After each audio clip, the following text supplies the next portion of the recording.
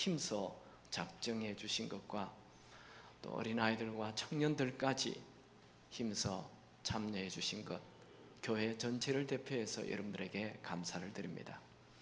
제가 작정하신 분들을 일일이 다 전화를 드렸습니다.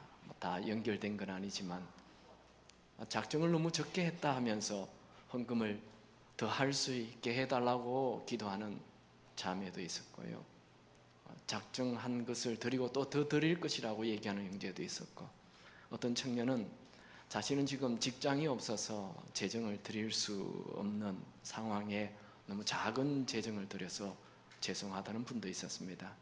제가 일일이 여러분들에게 감사하다고 말하니까 어떤 분은 목사님이 왜 감사합니까?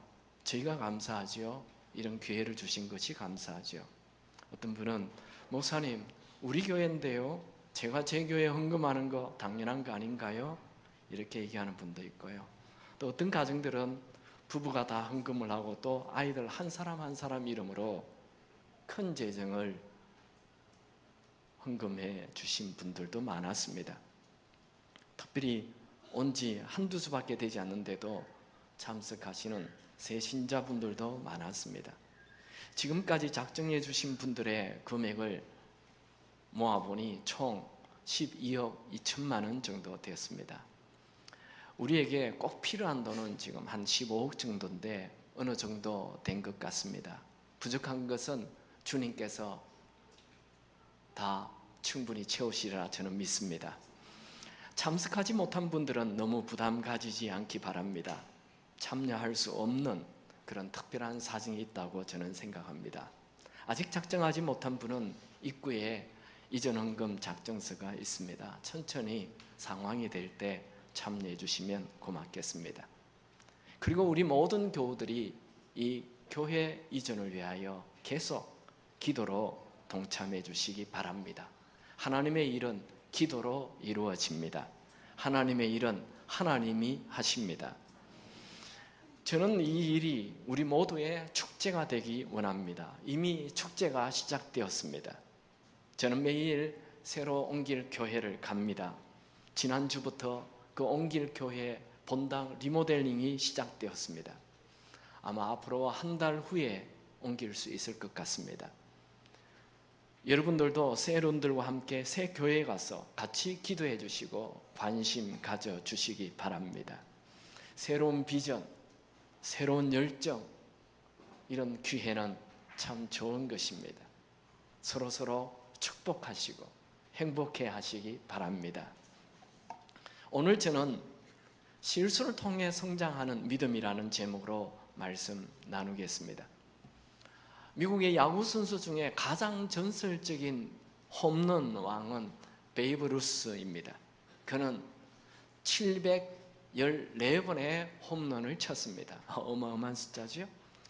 그에게 어떻게 그렇게 엄청난 홈런 왕이 될 수 있었느냐라고 묻자 그는 나는 1330번 스트라이크 아웃을 당했기 때문이다. 그렇게 얘기했어요. 아니, 스트라이크 아웃 당한 것이 어떻게 홈런 왕이 되는 비결이냐 묻자 내가 많은 스트라이크 아웃을 당했기 때문에 그날로부터 더 많은 야구 방망이를 휘둘렀다. 그렇게 말했습니다. 실패하지 않고 성공할 수 있는 사람은 이 세상에 아무도 없습니다. 성경 속에 나오는 수많은 영적 거장들도 다 실수를 거듭하면서 영적 거장이 되었습니다. 우리가 오늘 보게 되는 아브라함도 역시 처음에는 평범한 사람이었습니다. 그가 처음부터 믿음의 조상 아브라함으로 시작한 게 아닙니다. 그는 너무나 초라한 모습을 가졌습니다. 아브라함이 위대한 것이 아니고 평범한 아브라함을 깎고 다듬어서 위대한 믿음의 조상 아브라함을 만드신 하나님이 위대한 분이지요. 왜 하나님은 실수하고 실패하는 사람을 쓰십니까? 우리 주위에 실수하고 실패하지 않는 사람이 없기 때문입니다. 오늘 실수하는 아브라함을 영적 거장으로 만들어 가시는 하나님을 보면서 여러분들도 아브라함과 같은 영적 거장이 되시길 축원합니다. 아브라함은 하란에서 아버지 데라의 죽음으로 우울한 시간을 보내고 있다가 하나님의 음성을 듣게 되지요. 그게 창세기 12장 1절, 2절, 3절입니다. 여호와께서 아브라함에게 이르시되 너는 너의 고향과 친척과 아비 집을 떠나 내가 내게 보여줄 땅으로 가라. 내가 너로 큰 민족을 이루고. 하나님은 아브라함을 통해 세상 나라가 아닌 하나님의 나라, 큰 민족을 이루길 원했습니다. 이것을 더 분명히 해주는 것은 히브리서에 나와 있습니다.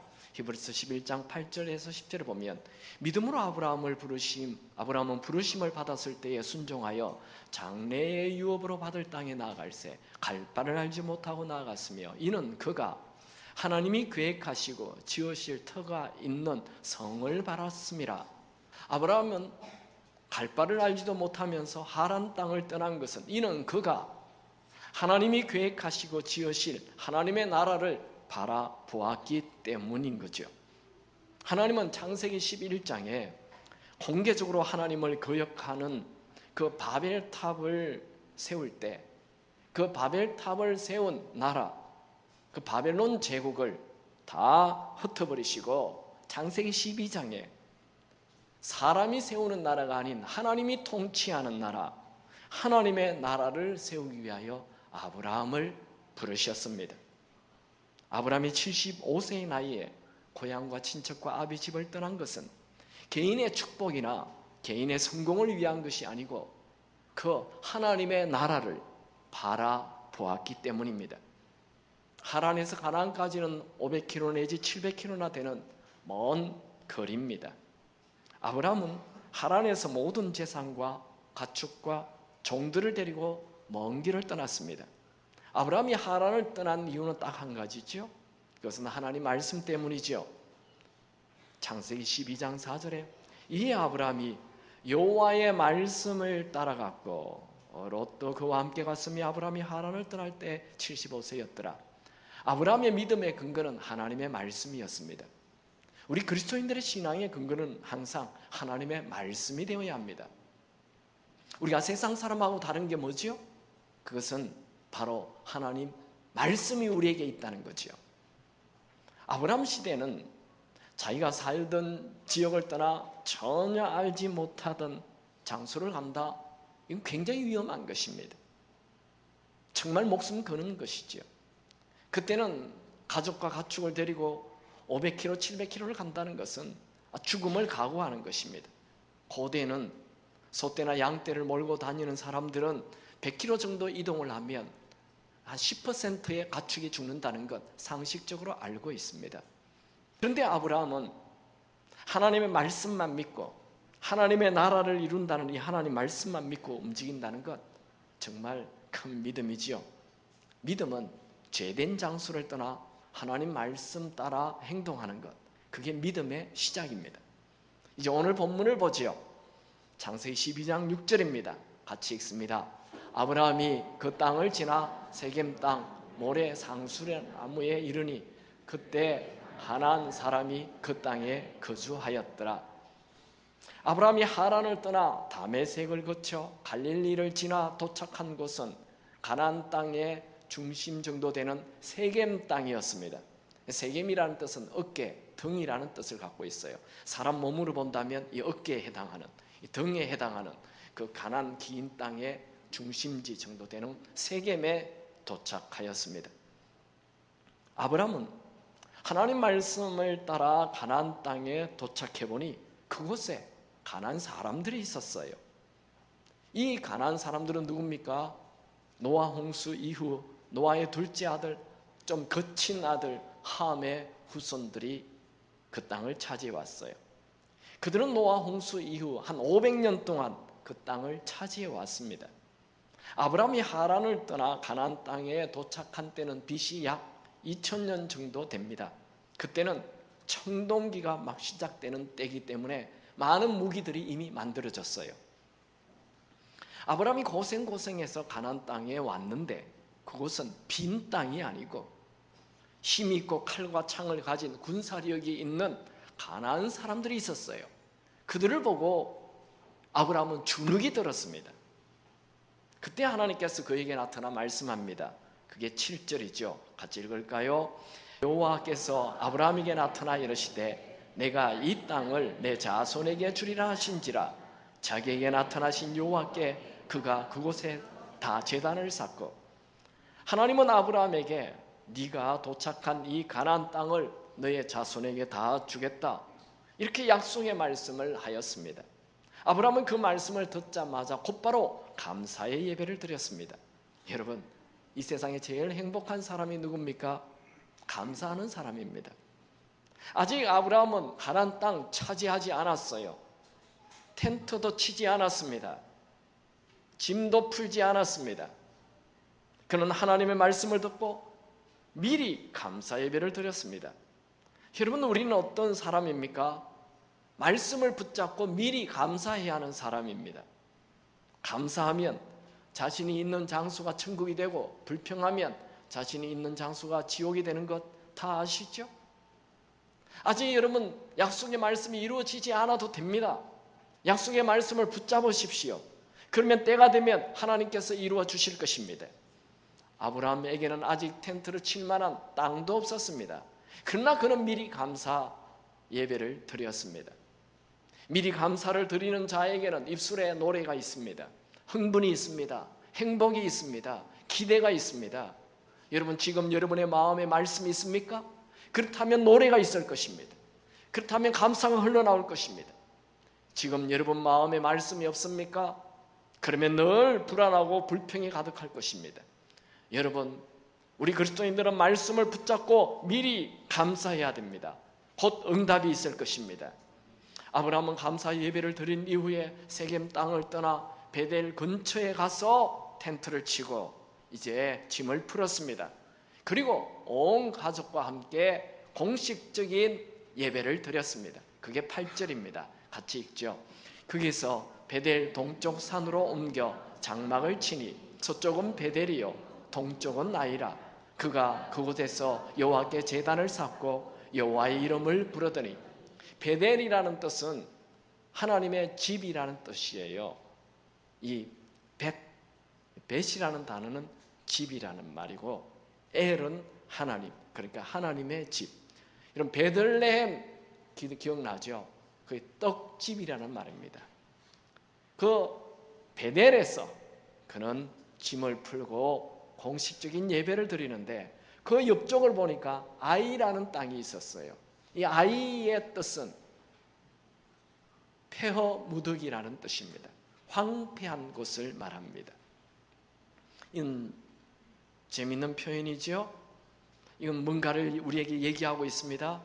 여러분, 우리가 예배를 드릴 때 그곳에 승리가 있고, 예배를 버릴 때 그곳에 패배가 있습니다. 성경에는 하나님의 이름 여호와가 소개되는 곳에는 언제나 그냥 하나님이 아니라 하나님과 나 개인의 이 친밀한 관계를 말합니다. 여러분, 여러분의 가정이 하나님의 이름을 개인적으로 부르며 하나님과의 친밀감을 누린다면 그 집은 베델, 하나님의 집이 되고, 아무리 많은 돈을 가지고 있어도 하나님과 개인적인 친밀감이 없다면 아이, 폐허 무더기, 황폐한 곳이 됩니다. 이제 창세기 12장 10절에서 20절까지는 한 가지 사건이 기록되어 있습니다. 이건 우리가 잘 아는 아브라함의 실수 사건입니다. 아브라함이 가나안 땅에 도착한 지 얼마 되지 않아 그 땅에 큰 기근이 왔습니다. 그래서 그는 하나님이 약속한 땅, 이 가나안 땅에 머물지 않고 애굽 땅으로 내려가게 됩니다. 애굽 땅에는 풍부한 물이 넘치는 나일 강이 있어서 어지간한 가뭄에도 거의 기근을 모르는 곡창지대입니다.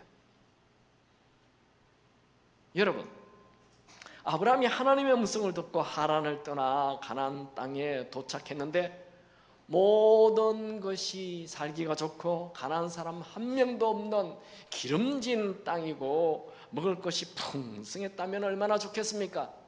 그런데 왜 그곳에는 사람들이, 거친 사람들이 살고 있었고 거기다가 지금 기근까지 왔습니까?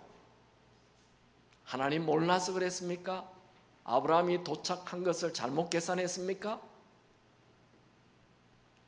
하나님은 고난으로 믿음을 키우십니다.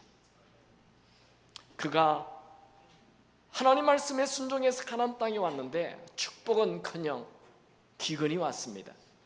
이때 우리는 내가 하나님의 음성을 잘못 들었는가? 아니면 하나님은 정말 살아 계시는가 하는 믿음이 흔들거리는 거죠. 아브라함이 정말 믿음이 좋았던 사람이라면 가나안 땅에서 큰 민족 이루실 것이라는 이 말씀을 믿고 기다려야 했습니다. 그런데 그는 믿음으로 기다리기보다 생존 본능을 따라 애굽으로 내려갔습니다. 그가 애굽 땅에 도착하자 갑자기 외모가 뛰어난 아내에 대하여 아내 때문에 두려움이 생겼습니다. 창세기 12장 11절 12절을 읽을까요? 그가 애굽에 가까이 이르렀을 때에 그의 아내 사레에게 말하되 내가 알기에 그대는 아리따운 여인이라 애굽 사람이 그대를 볼 때에 이르기를 이는 그의 아내라 하여 나는 죽이고 그대는 살리리니. 여러분 참 이상하지요?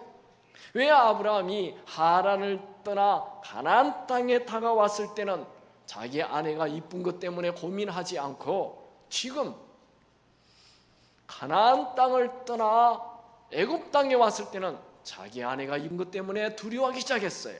왜 그랬습니까? 아내의 얼굴이 갑자기 바뀌었습니까? 아브라함이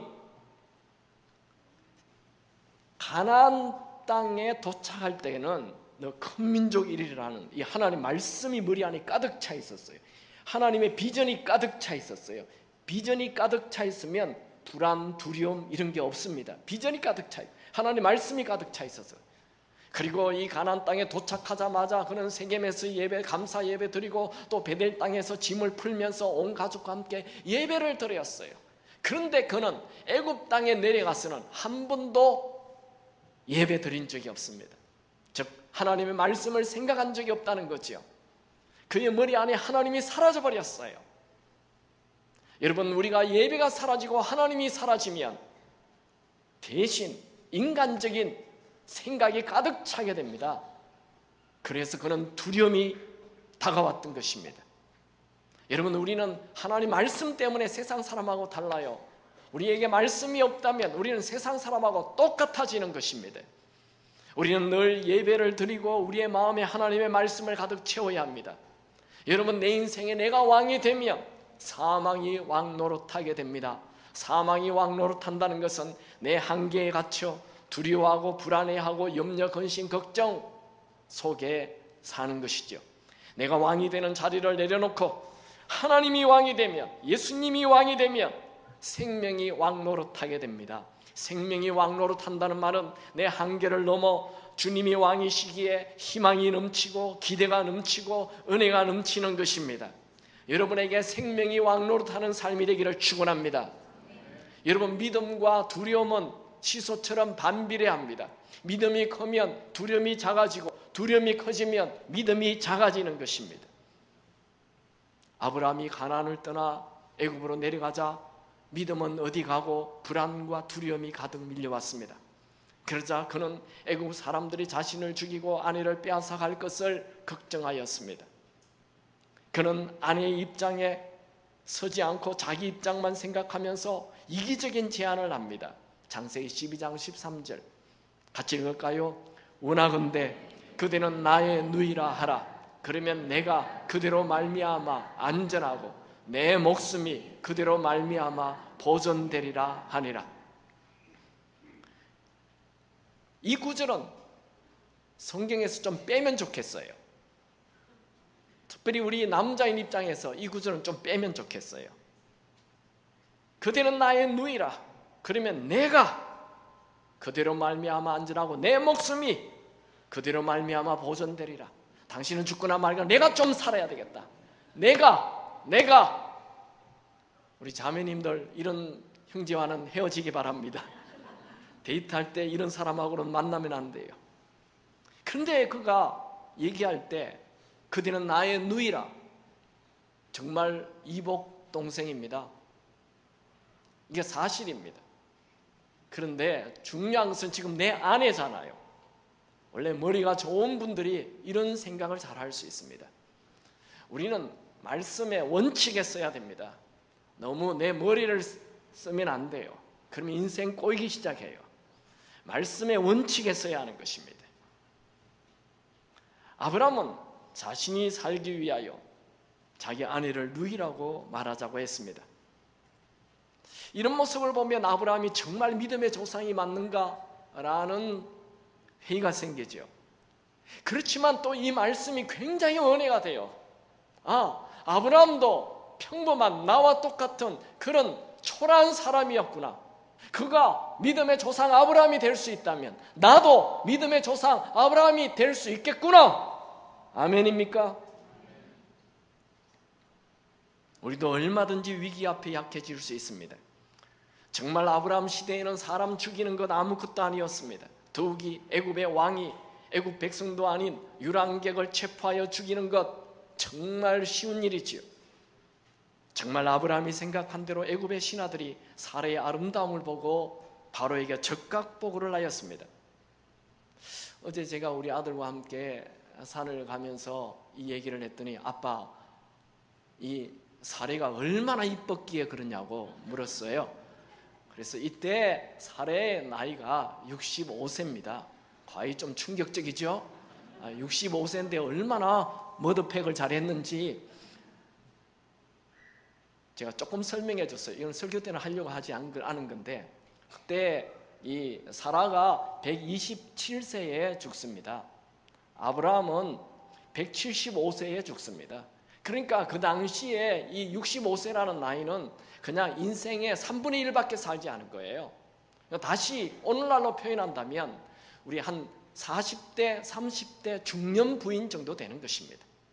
거기에다가 아브라함이 주관적으로 자기 아내를 굉장히 이쁘다고 믿었던 것이 아니고 아주 객관적이었어요. 다른 이 바로의 신하들도 보고 깜짝 놀래가지고 이 사라를 잡아서 왕에게 바친 것을 보면 정말 이뻤던 것이 확실합니다. 이 아브라함의 혼자 생각이 아닙니다. 정말 그랬던 거예요. 바로 왕은 이 아브라함에게서 사례를 데려가는 대신 양떼와 소떼와 종들까지 주었습니다. 그게 10절에 나와 있죠. 이에 바로가 그로 말미암아 아브라함을 후대함으로 아브라함이 양과 소와 노비와 암수 나귀와 낙타를 얻었더라. 고대 근동에는 신랑이 될 사람이 신부의 가족들에게 결혼의 대가로 예물을 주는 것이 관습이었습니다. 이때 사라의 여종 하갈도 같이 받게 됩니다. 성경에는 하갈은 애굽 여자라고 기록이 되어 있습니다. 이 아브라함이 애굽 여자가 자기 집에 없었는데 이때 애굽 여자가 자기 집에 들어오게 돼요. 불의한 재물은 나중에 고통의 불씨가 됩니다. 아브라함은 아내를 애굽 왕에게 바치고 그의 생에 가장 기나긴 밤을 보내고 있습니다. 참 슬픈 일이죠. 아내가 있어야 할 자리에 양과 소와 짐승만 가득했습니다. 아마 사례는 왕궁에서 바로 왕을 만날 때까지 남편인 아브라함을 원망하였을 것입니다. 바로 이때 하나님께서 개입하십니다. 12장 17절을 읽을까요? 여호와께서 아브라함의 아래 사례의 일로 바로와 그 집에 큰 재앙을 내리신지라. 이 큰 재앙이 무엇인지 알 수는 없지만 전염병이나 열병이라고 생각이 됩니다.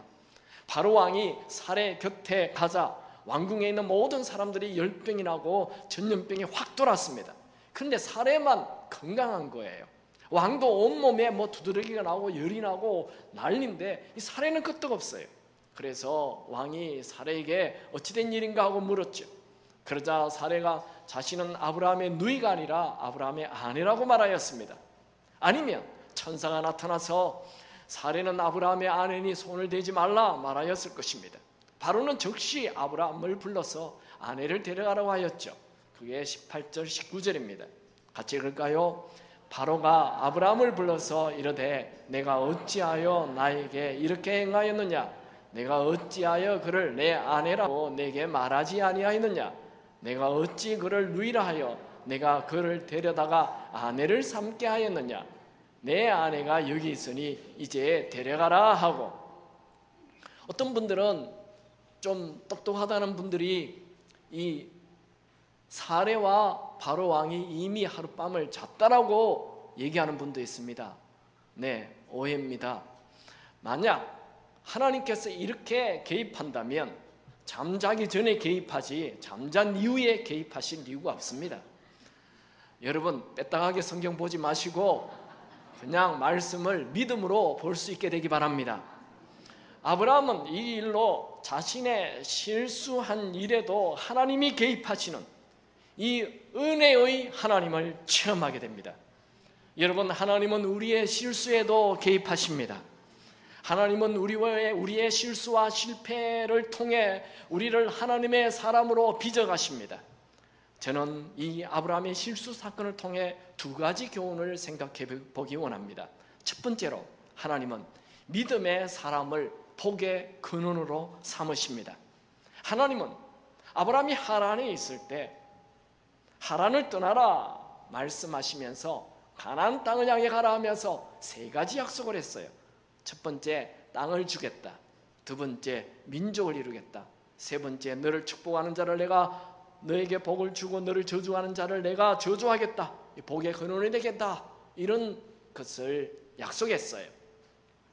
여러분, 지금 하나님은 아브라함을 통해 하나님의 나라를 이루기를 원합니다. 여러분, 나라가 되려면 뭐가 있어야 되죠? 우리 중고등학생 때 배웠죠. 나라가 되려면 국토가 있어야 되죠. 그 다음에요, 국민이 있어야 되죠. 그 다음에요, 주권이 있어야 되죠. 조그만 나라를 세우려면 이 세 가지를 가져야 합니다. 그런데 국토와 국민은 가질 수 있는데 주권이 문제예요. 작은 나라는 주권이 없어요. 그래서 어떻게 합니까? 큰 나라와 동맹을 맺어요. 큰 나라와 동맹을 맺고 큰 나라의 통치를 받으면 큰 나라가 이 작은 나라의 주권을 인정해 주면서 이렇게 얘기하죠. 그래, 너의 나라와 우리나라가 이제 동맹을 맺었으니 너의 나라를 침공하는 나라를 내가 침공하고 너의 나라에게 복을 주는 나라를 우리나라도 너를 복을 주겠노라. 이렇게 해서 그 나라에 주권을 주는 거예요. 예를 들면 로마가 세계를 지배할 때 유대라는 조그만 나라를 주권을 주기 위하여 유대라는 나라가 로마 황제에게 동맹을 맺어요. 그 로마 황제와 관계를 세우고 로마 황제의 통치를 받아요. 그러면 로마 황제가 유대 나라에게 이렇게 얘기합니다. 너의 나라를 공격하는 나라를 내가 공격해 주마. 너의 나라에게 복을 주는 나라를 나도 복을 주마. 이렇게 하는 거예요. 그게 이 세 번째 얘기하는 땅을 주고 민족을 세우고 큰 나라 민족을 세우고 이제 너에게 복 주는 나라 내가 복을 주고 너를 저주하는 나라를 내가 저주하겠다. 이 말씀을 하고 있는 것입니다. 자, 그 엑사이즈를, 그 예를 지금 아브라함의 사건에, 아브라함의 실수 사건에 하나님이 개입함으로 그것을 보여주는 거예요. 자, 아브라함이 애굽으로 내려갔어요. 애굽으로 내려가서 위기에 처했어요. 아브라함의 실수로 위기가 생겼어요. 그때 하나님이 이미 아브라함과 동맹을 맺었어요. 아브라함이 하나님의 통치를 받기로 했어요. 그러자 하나님께서 아브라함이 실수하지만 아브라함을 공격하는 이 바로 왕을 하나님이 공격하는 거예요. 하나님이 개입하는 거예요. 그러므로 아브라함의 주권을 지켜주시는 것입니다. 여러분, 아브라함이 언제부터 복의 근원이 되었습니까? 아브라함이 하나님의 말씀을 따라 살기 시작했을 때부터입니다. 그가 하나님의 말씀을 따라 살기 시작하자 하나님의 통치가 이루어졌습니다. 하나님의 통치를 받으면 하나님이 그의 주권을 보호해 주는 것입니다. 여러분, 하나님과 깊은 관계를 맺기 바랍니다. 하나님의 통치를 받기 바랍니다. 하나님은 여러분의 삶의 모든 영역에 하나님께서 개입하실 것입니다.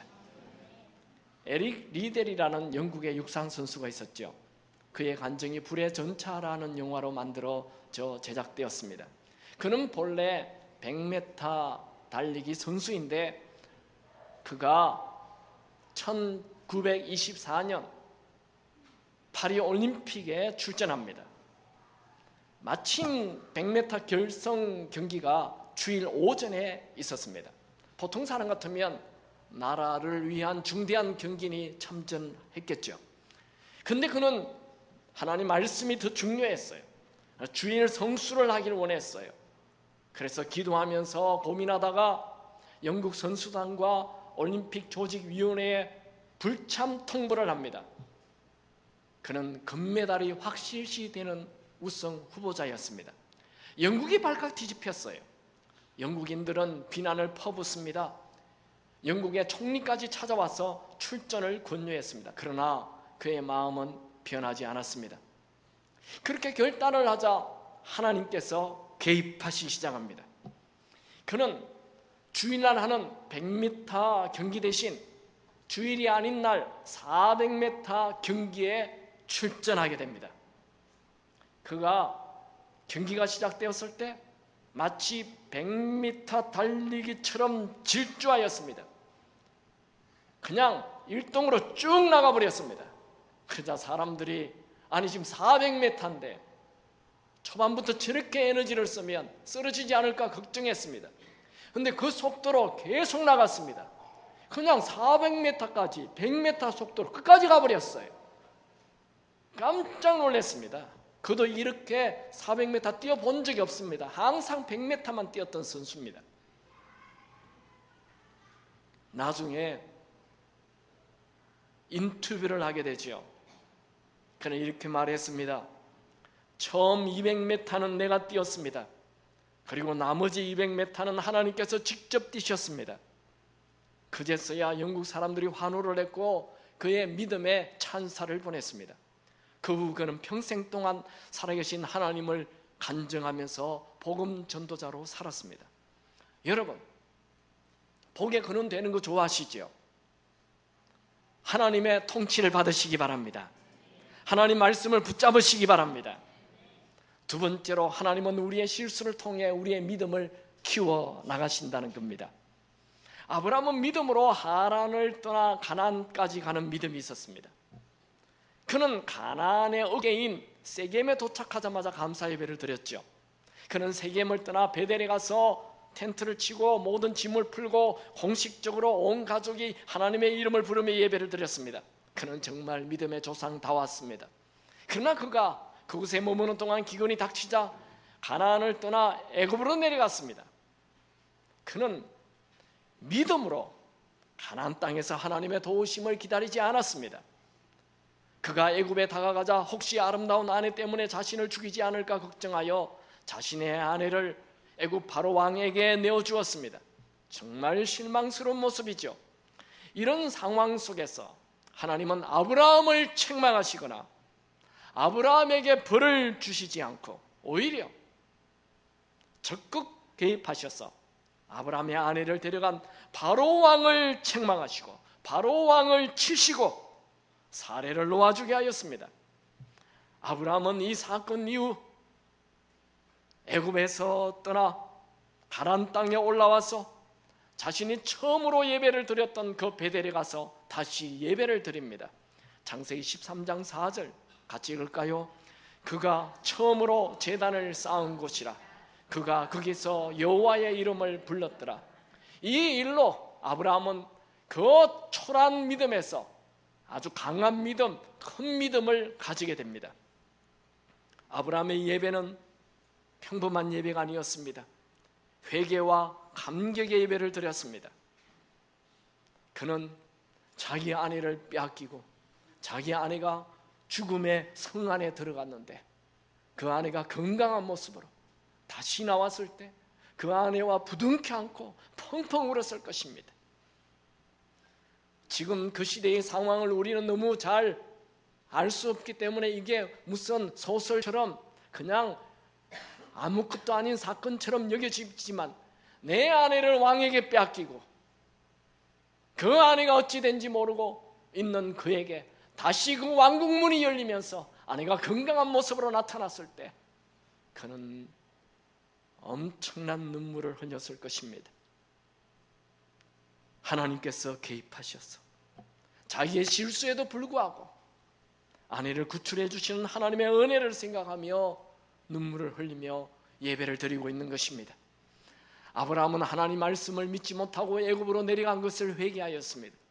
아브라함은 하나님을 두려워하지 않고 사람을 두려워한 것을 회개하였습니다. 잠언 29장 25절에 보면 사람을 두려워하면 올무에 걸리게 되거니와 여호와를 의지하는 자는 완전하리라. 여러분, 하나님을 두려워하십시오. 그러면 여러분 일상에 일어날 수 있는 모든 두려움이 떠나가게 될 것입니다. 여러분, 우리의 실수보다 하나님의 은혜는 훨씬 더 크십니다. 우리는 때때로 실수를 하고 실패를 할 수 있지만 하나님은 절대로 실수하거나 실패하지 않으십니다. 하나님은 아브라함을 선택하셔서 큰 민족을 일으키실 계획이었습니다. 그런데 그가 자기 아내를 애굽 왕에게 넘겨주자, 그래, 내가 사람 잘못 봤구나, 저런 녀석을 선택하다니 하고 버리시거나 포기하지 않았습니다. 하나님은 아브라함을 부르실 때 너로 큰 민족을 이루고 복의 근원으로 삼겠다 약속하셨습니다.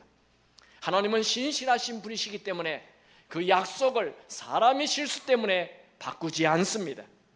여러분, 우리 하나님과의 약속은 우리는 그 약속을 어길 수 있지만 하나님은 그 약속을 버리시지 않습니다. 열왕기상 8장 56절 큰 목소리로 읽을까요? 여호와를 찬송할지로다.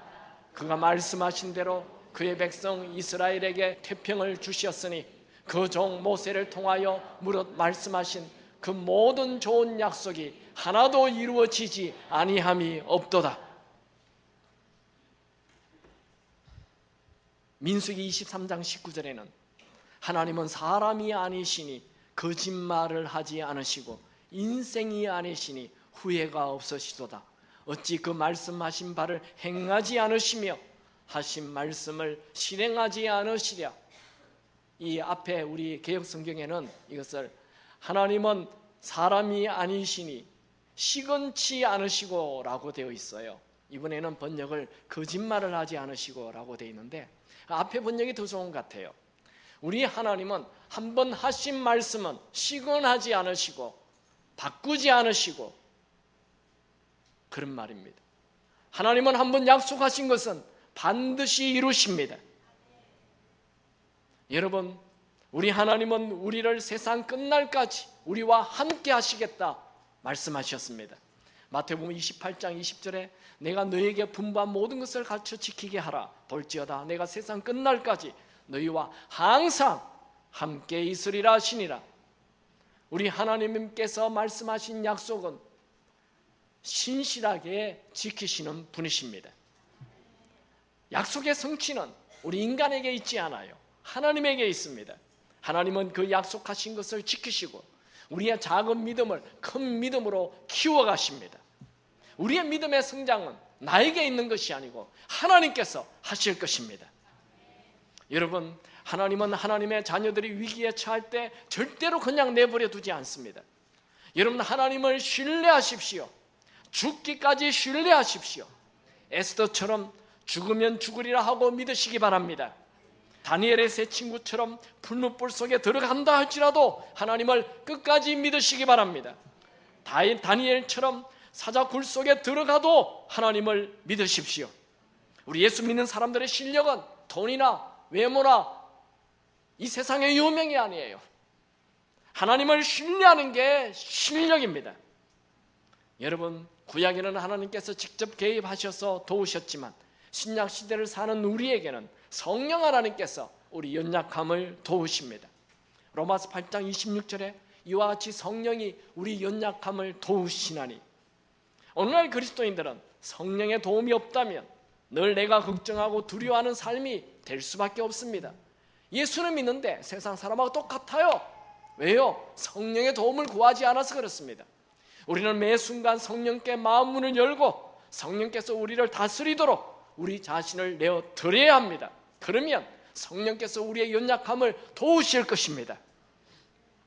오늘날 그리스도인들의 실패는 성령님을 알지도 못하고 성령님의 도움을 구하지도 않는 데 있습니다. 초대교회의 성도들은 성령님의 도움으로 실수도 핍박도 고난도 다 능히 이겨내었습니다. 초대교회는 돈도 없었고 사회적 지위도 없었지만 성령으로 생기와 활력이 가득하였습니다. 핸델은 음악의 신동으로 태어났습니다. 그는 17세 때 고향 할레라는 곳에서 성당 오르간 연주자가 되었고 21세에 금반악기 거장이 되었고 40세에 유럽 전역에 알려지는 유명한 사람이 되었습니다. 그러나 그를 시기하는 사람들이 핸델이 새 곡을 발표하면 그 장소에 폭력배를 보내가지고 난동을 부렸습니다. 새 곡을 발표할 때마다. 그러자 아무도 이 핸델의 곡을 사려고 하는 사람이 없었습니다. 결국 파산하기까지 이르렀습니다. 거기다가 뇌졸중으로 쓰러져서 이 오른쪽 손과 발을 쓰지 못하는 반신불수가 되었습니다. 1741년 4월 그의 나이 56세에 그는 모든 음악 활동을 내려놓고 절망에 빠졌습니다.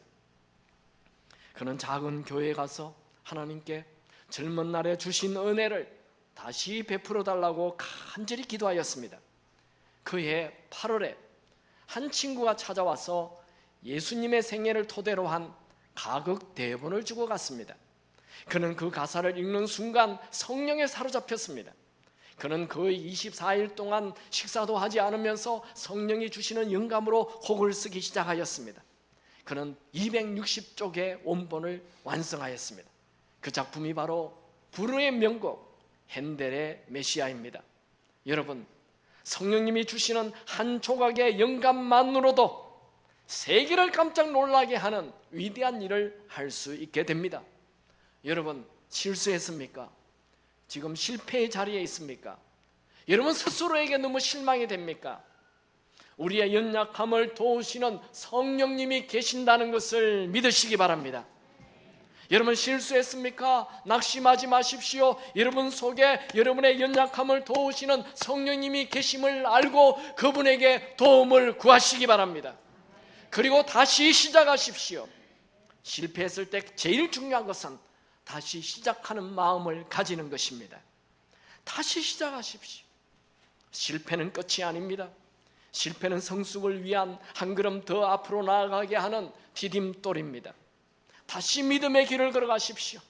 아브라함은 75세의 믿음의 길을 걸었습니다. 모세는 80세의 믿음의 길을 걸었습니다. 여러분 어제보다 오늘 더 한 걸음 더 믿음의 길로 나아가시기 바랍니다. 하나님은 완전한 자를 쓰지 않아요. 부족하고 실수가 많은 연약한 자를 들어 쓰시길 원하십니다. 아브라함이 위대한 게 아니죠. 아브라함을 쓰시는 하나님이 위대한 것이죠. 여러분 나를 믿지 말고 실수하는 나를 깎고 다듬어서 쓰시는 그 하나님을 믿으십시오. 우리 하나님은 절대로 우리를 잊지 않으십니다. 여러분이 천국 가는 그날까지 하나님은 계속 여러분의 믿음을 키워 가실 것입니다. 믿음의 거장이 되길 주님의 이름으로 축원합니다. 찬양하죠.